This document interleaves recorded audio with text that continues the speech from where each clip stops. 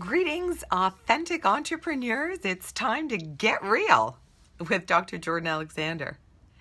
Would you agree the most elegant strategy without actual execution is nothing but a fairy tale? Do you think that you may be the biggest challenge that you have to actually executing your business strategy? Would you agree that if you had some tips and reminders to keep you accountable and on track, that would be helpful for making your strategy become a reality? Good news is today is the day we take action. Every successful entrepreneur from Gates to Branson adheres to Picasso's wisdom, which is action is the foundational key to success. My name is Jordan Alexander, and I'm thrilled to bring you part 3 of our business planning and strategy series here at Women Helping Women Entrepreneurs. Now, if you missed our first 2 weeks, that's really a shame. But wait, we'll do a quick recap, and you can rewatch. The first one in the series was part 1, was all about getting you ready for success. So we talked about, are you cut out for success? And do you have the winning qualities of successful entrepreneurs, like dreaming and dedication and details? I emphasize why planning for entrepreneurs is different from other organizations because so much of it relies on you as an individual, your money, your energy, your skills. We also emphasize the need to integrate the personal goals with the business goals because it's your life and the holistic sort of approach is so important. And we talked about visualizing and using mind movies to help zap and wrap these new ways of thinking. Last week, we looked at business strategy and we gathered intelligence and ways to understand your operating environment, the competition, and the strengths and weaknesses, as well as the opportunities and threats that you have. We went through a step-by-step competitor analysis. And as I say, if you've missed those first 2 prep sessions, you can replay them here on the Women Helping Women Entrepreneurs, or send me a note and we can send you a link to rewatch those. So, all the thinking's being done, now it's time to take action. So when we make things happen, people tend to often procrastinate. And if you're like me, things on Google always seem to be very interesting, rather than, doing the work that you need to be done. So what we're going to talk about today is a lot around decision making and how important that is to making strategy act. Okay, so do you know that we make over 35,000 decisions every day? No wonder we're tired. Now, of course, whether you flossed this morning or brushed your teeth isn't going to change your life altogether. But when you're taking business decisions, or more importantly, not taking business decisions, it does affect your success. So we're going to focus today on what's holding you back from taking action. We're going to look at ways to set and prioritize all these wonderful things that you want to do in your business.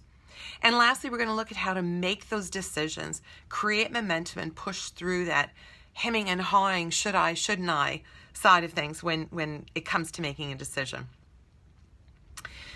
Okay, so if you were with me about 30 years ago, life was just starting out in the business world, and decision-making was very simple. I was in my 20s, and I was a policy analyst with the province of British Columbia, and my whole sphere of influence was around bicycling policy and non-transport, so alternatives to transport, like taking the bus. So for me, decision-making was so simple, and everything that I wanted others to make a decision about had to be something about bicycles or about the environment. And it was really, really simple. Things got a little bit more complicated about 25 years ago. I was working for the Minister of Transport here in New Zealand, and all of a sudden cycling had to compete with all sorts of other things that were also important, like the national airline and agriculture on trucks and passenger safety in cars.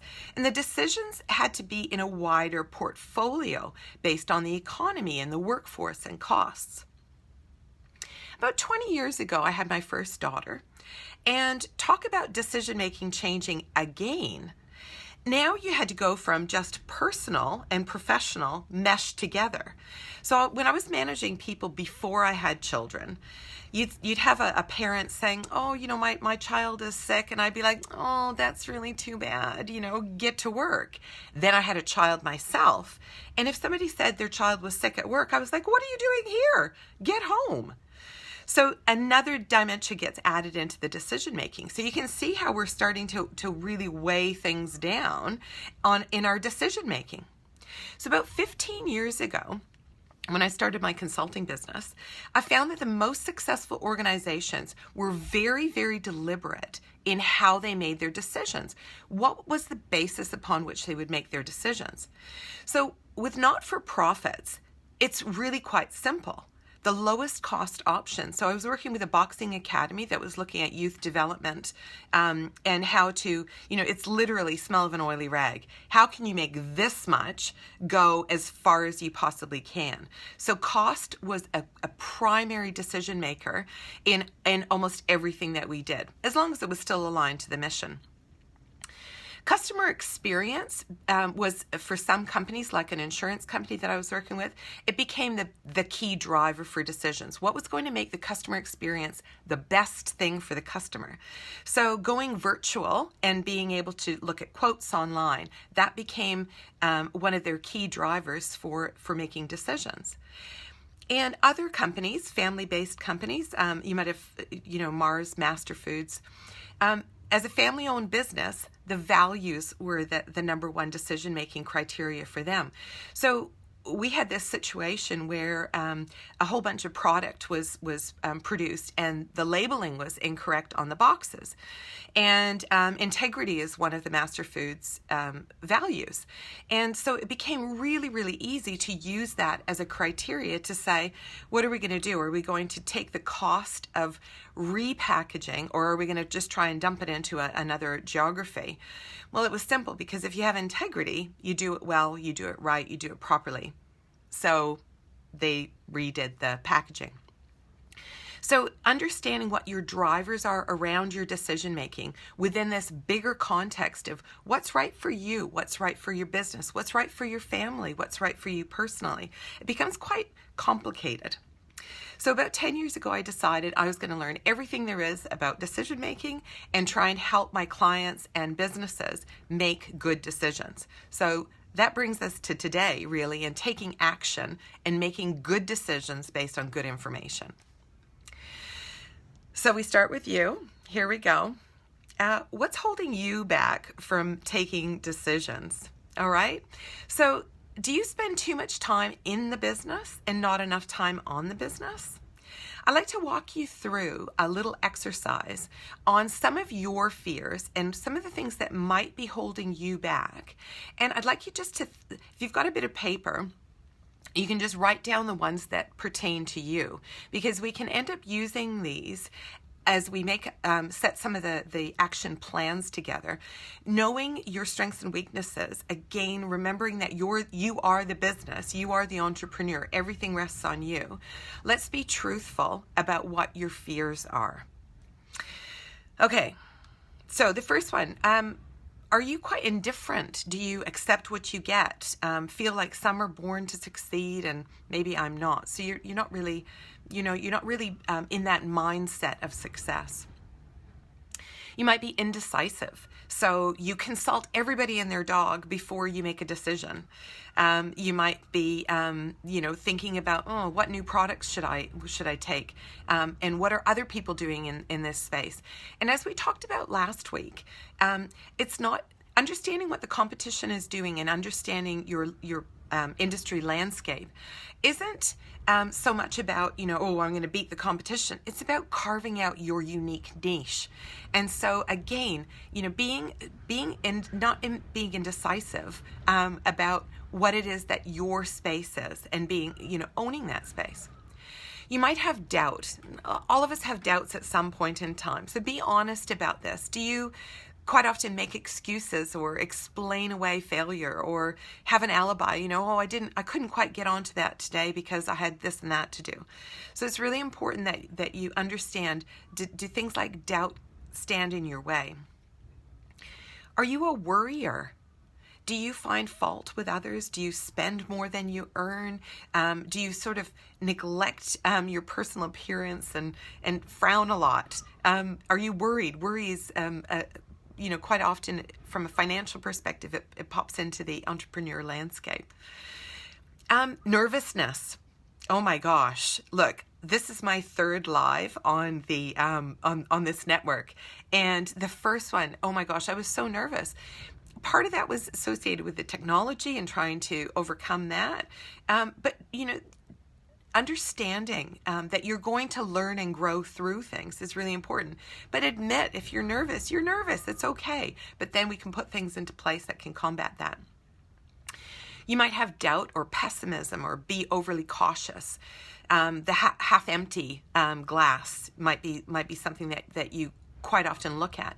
Now, in some instances, when you're brainstorming, it's really good to have somebody in the room to say, well, don't know if that's going to work or not, because you can look at risks and overcoming them and managing them. But if you're constantly in that negative space, focused on the failures, that's not a healthy thing, and it's going to actually aid the next element, which is procrastination, waiting for that perfect moment. And one of my business coaches had said, if you've launched and you feel like you've launched and everything's absolutely perfect and you've introduced to the market and everything's gone swimmingly well, you've waited too long. You should have launched when things were 80% there, because you learn and grow. You're waiting too long, you're delaying too much.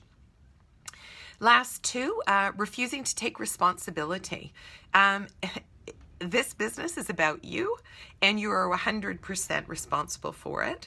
And the last one, too compromising.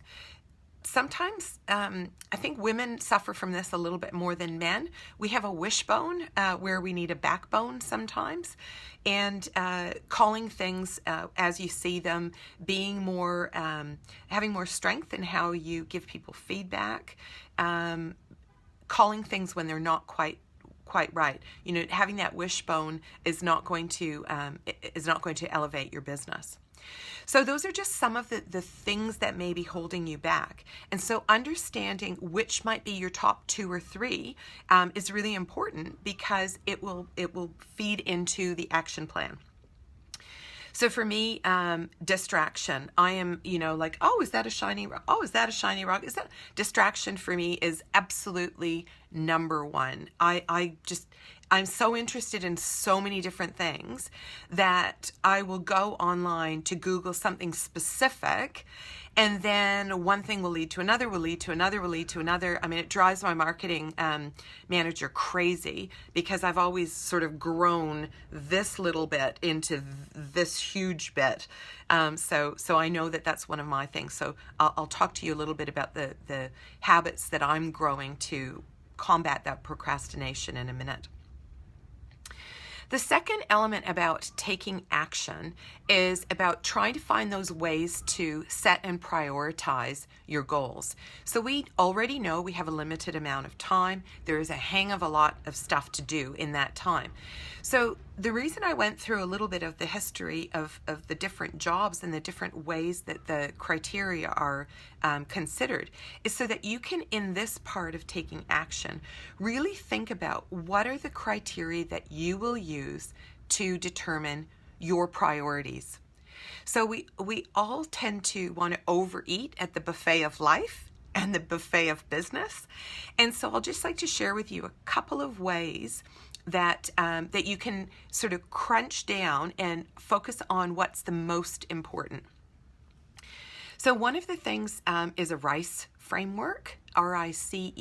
You might have come across it before. And this is a really good framework if you're looking at different products or different services and trying to determine which one should I be putting my investment and energy in first, And then perhaps the next one and the next one would just sequentially go that way, because the more that you can focus, the more energy and effort goes into that one thing, and you'll get it done faster. So RICE stands for reach, impact, confidence, and effort. And there's a really simple formula, but basically the kinds of things that you're looking at, so if I'm looking at a project, one of my projects, and it might be looking at expanding my relationship, my love coaches for my Love Assist business. So what is if I'm going to do a train the trainer session, what is the reach of the train the trainer session? So how many people, how wide in the spectrum of relationship coaches will this product or this effort take my business? So the reach is really important. The impact. So you might reach a lot of people. You might do a Facebook campaign and it reaches a lot of people. What's the impact that it's going to have? What percentage of the people that you've reached out to are actually going to be on board, either buying or with you or going to that next sales step? What do you think the impact might be? And again, with all of these criteria, these are guesstimates. You've done all your homework in the first 2 sessions, and we're just trying to get a little bit clearer on how we actually make those priorities. So the impact is really important. Confidence level, now this is part of the formula. If you think that you've absolutely nailed it, you've done all the market research, you know that your funnel is working, 100 people that you reach, 10% of them buy, etc., your confidence level is 100%. You know that absolutely when you plug this thing in, it spits out a specific answer. On the other hand, going back to the relationship coach side of things, I have no idea. I know what other things have benefited, but I would say maybe I'm 50-50, so I would put in 50%. And lastly, the effort. Now this is again a bit of a wet finger approach, but how much effort do you take? So if it's going to take 100% of my time and 50% of my marketing manager's time, then that's 1.5. And you plug all of these numbers in around reach, impact, confidence, and effort, and you get a RICE index. And that'll give you, your highest score to be the priority of what you go with. And it doesn't mean that your other things, I know that as entrepreneurs, we own our ideas, and it's like, if it's not today, I'm going to do it tomorrow. We never let them evaporate. We're always, they're always on the table. And you can take some solace in knowing you're just doing the first priority first, and you'll get to the next one next. So don't worry, they'll still happen. You're just trying to get some focus. So RICE is a great tool for comparing like with like. Another area is if you think about the examples that I was using prior. So if you're a not-for-profit, money might be one of the criteria. So you might be looking at which is the lowest cost, highest impact. If you're looking at a family-oriented business, how do your values cut across the potential work areas that you're focused on? So you can use different criteria. But the real gold is when you're looking at things across the board. So if you've got 3 or 5 ideas, apply the same criteria across all 5 of them. That's the only way that you're going to be comparing like with like.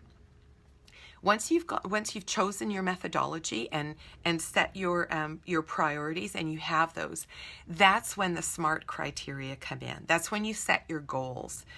And most of you will probably be familiar with SMART criteria, and all it is really is just saying, making sure that when you're setting a goal, that you've covered all the bases off, so that you've got that specificity, so that, again, it's helping you make those decisions.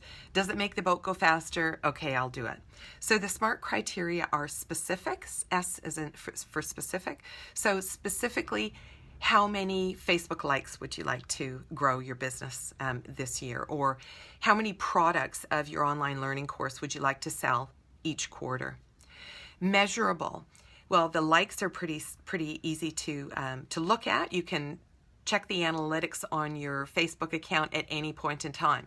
We've got here on the Women Helping Women Entrepreneurs, we're growing to 500,000. We can all see how many members we have. That's a measurable criteria, so we can see that very clearly.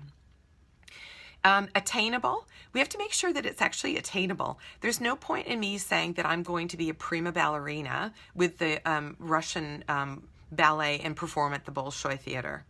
That's not going to happen. Okay, for one, I'm a little bit too big for toe shoes, so we just have to be really make sure that we're achieving things that are actually within our grasp. Relevant. Making sure that the goals are relevant to your strategy, they're relevant to your vision and where you're heading. And last but not least, time-oriented. And one of the things that I always do is I always think that it's going to take 20 minutes and it'll end up taking 2 hours. And what I've been trying to do over time is be better with my time management. And so it's knowing yourself, it's knowing, your own strengths and weaknesses. And so what I've been doing is I've been estimating the time it takes for me to do different tasks and being more realistic. So I'm learning over time that when it comes to drafting a blog or doing some creative content for my online courses, what I think it's going to take and how long it actually takes doesn't quite line up. I can see some of you are saying, yeah, okay, I hear you. And it's not about trying to either crunch back the time, it's just reducing the stress a little bit. So if I know that rather than taking 1 hour and then building a to-do list for my day that's going to frustrate me, I'm so goal-oriented. If I don't achieve what I've got on my list for the day, I get really, really, self-doubt and annoyed with myself. So being realistic, it's just a good planning tool. And it'll also then help you be more realistic over the quarter and over the year on what you can actually achieve. And so again, if you've got your priorities, it just allows you then to set your SMART goals and just refine. You're constantly refining. So that's part 2 of taking action, looking at setting and prioritizing, making sure that your goals are SMART. And then here's where, again, being an entrepreneur is almost more like being a movie director than for other businesses. So imagine if we were filming a movie and all of a sudden the 2 main characters started going off script, but it was amazing. It was so cool. They were making the movie even better than what it had ever been. Would you say cut, stop? You would just keep rolling. And as an entrepreneur, it's really, really important that the thinking and the planning goes into what you're going to be doing, but then you've got to let go of the wheel a little bit too. Remember the resilience and the ability to look for opportunities and be able to act. So it kind of almost seems like I'm contradicting myself a little bit about, do all the planning, do all the strategy. But then it's also, you have to maintain a bit of the realistic side of things, because that's what makes entrepreneurs entrepreneurs. You are taking, if something new comes on stream, even use the COVID example. If you didn't pivot in your business to be more virtual and use Zoom meetings, I mean, most people had never been in a Zoom room before COVID, and now it's people are using that MS Teams as if it's just a normal communication tool. So it's really important that you set the plans, you do the thinking, but at the end of the day, you also have to keep rolling if something pops into your movie view that's going to improve your business. So that's really important. So last but not least, how you're taking these decisions and keeping momentum and growing these good habits. So I always advocate that a good coach can help you growing your habits. And some of the things that we talked about at the beginning of this taking action, identifying some of your the areas that you need to work on. How might you attack things like procrastination? So Mark Twain came up with the saying, eat that frog. And he said, tackle the hardest problem on your plate first. So if procrastination is one of the things that you have, one of the tips that you can do to make you stay on track and keep those decisions is eat that frog. Do the thing that you're dreading. Because I promise you, if you're like me, if you're, I need to prepare for that live event on Thursday. If I would have done it on Monday, I wouldn't have thought about it on Monday, Tuesday, Wednesday, and this morning. So if you know that there's something that you have to do, eat that frog. Combat that procrastination. Another tip, if you're having a lack of willpower or lack of confidence, is visualizing. So if you visualize tackling that personal challenge and what it would be like to actually have overcome that. So one of the things I love to share this story with Tony Robbins, where he's having this great rapport with this potential customer, and they're going on. It's about 30 minutes. You know, she takes him back to the office, and they're advancing. You know, the business thinking that they're having, and he goes and he pulls out the contract for them, ready to sign, and he passes her the contract, and she sees that his fingernails are all bitten to the quick. And she looked at him then and there and said, I'm sorry, I can't do business with you. And, you know, anybody that doesn't have enough willpower to not bite their nails clearly is not the kind of person I want to do business with. You know, so now we're all looking at our fingernails. But there are things that, you know, especially if you're working from home, maybe you need to take a shower every day. I know how easy it is to just get stuck in. You roll out of bed, the desk is there, you keep going. So what are the things that you need to do that need to impress your willpower and your confidence? And it could be something simple as personal hygiene and personal appearance, because it matters. It actually matters. You know, do people want to do business with that person? Distraction, like me, I'll share with you some of the tips that I use personally. So if distraction is one of your bugbears, I do three things. The first is I use OneNote, and there might be other software packages that you use. But basically, OneNote allows me to break down what I need to do in a week, what I need to do today, and the one thing I'm working on. And think of just a table, and if you don't use OneNote, just think of it as a table. You've got all of the stuff that you want to do, you know, one day, you know, ballerina at the Bolshoi down there, but you're bringing things on that are more pertinent to you, that more of the priorities. So, and you're focusing just on that one thing. I use a Pomodoro timer. I also use a brain sort of, you know, noise background so that it's keeping my subconscious focused on the task. So I like to work in 20-minute bursts, and it allows me to be focused and really just on the one task that I've got at hand. And the last thing to avoid distraction is have that clear desk policy. So I love paper. I know the trees and all that. I'm sorry. I grew up in a generation where, you know, you write notes. I have colored sheets and you know, large foolscap sheets all over the place, whiteboards, everything. So for me, just having the one thing that I'm working on allows me to really focus, which is one of my, you know, have to watch distraction, Gemini. Steve Jobs said, every morning I ask myself, if today was the last day of my life, would I want to do the thing that I'm about to do today?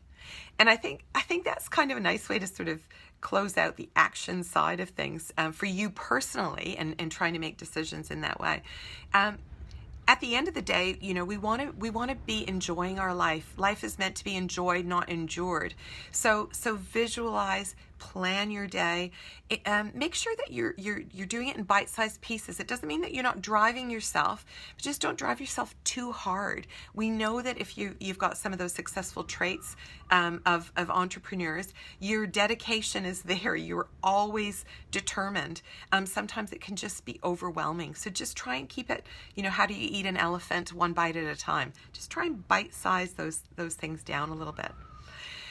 So as we conclude our part 3, taking action, I'd like to remind you to think about what holds you back from taking action. And again, knowing yourself, those strengths and weaknesses, allows you to plug in those strategies to help you, like that Pomodoro timer, like the clear desk policy. Decide on what ways you're going to prioritize for your business. And again, it depends if you're a charity or a social entrepreneur or a fast-moving, consumer goods business. Make sure that you select the criteria that allow you to prioritize, so that you're not trying to be all things to all people, and that you've got a sequential list of SMART goals. And lastly, how you personally make decisions, how you keep that momentum and push through the hemming and hawing, or the indecision, and some of the things that are difficult for you. So the last week I presented a few special offers to the Women Helping Women Entrepreneurs Network. And I've had a limited amount of offers. I've got 2 offers on the table, and they're both half gone, but I've still got 2 places for each of them. The first was the Take Flight coaching. So this is unlimited coaching for 12 months, short, sharp bursts. It keeps you on track. We've also added to that 3 breakthrough sessions, which are more 60 to 90 minute sessions. So when you hit that roadblock from those self-limiting beliefs, or some of the things that you've grown up with, I don't like money, money is the root of all evil, those sessions where you need to break through those to enable your business to keep going. So there's a $3,000 value for the Take Flight coaching, and I'm giving that offer to women helping women entrepreneurs for just $14.97. And there's just 2 of those packages left. So again, that's the Take Flight coaching, me on board, unlimited, short, sharp bursts, 15 minutes for the year, plus 3 breakthrough sessions for $14.97. You can email me, or so jordanalexander.me is the website, or jma@jordanalexander.me. You can send me a note. And then the business bundle is the second offer. And for this one, you're really taking all of the 30 years of strategy and planning that I've got in my brain. We work together.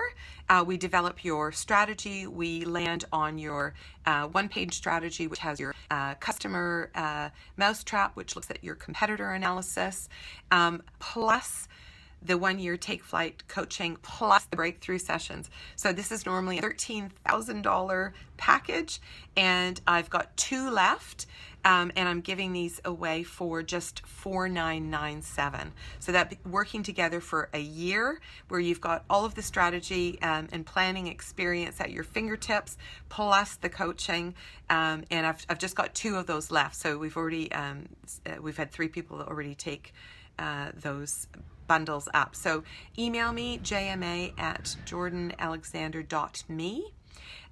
Or jump on the website. And if you are interested in some of those free tools that we've talked about in the other 2 planning sessions, just send me a note and we'll send you the links. They should still be on the on this Facebook page, but I was having some technical difficulties with my first experiences on the network, so you might have to just get the link for that. So just as we conclude, if there are any questions, please write something in the box, and I'll try and answer those if I could. So whatever you like. Otherwise, for those of you that have to leave us, I'm Dr. Jordan Alexander, helping you get real and be an authentic entrepreneur. And let's all live a life we don't need a vacation from. Thanks so much for your time. I hope it's been helpful. Go out there and act. Make that business strategy happen. And I look forward to seeing you again. Have a great day.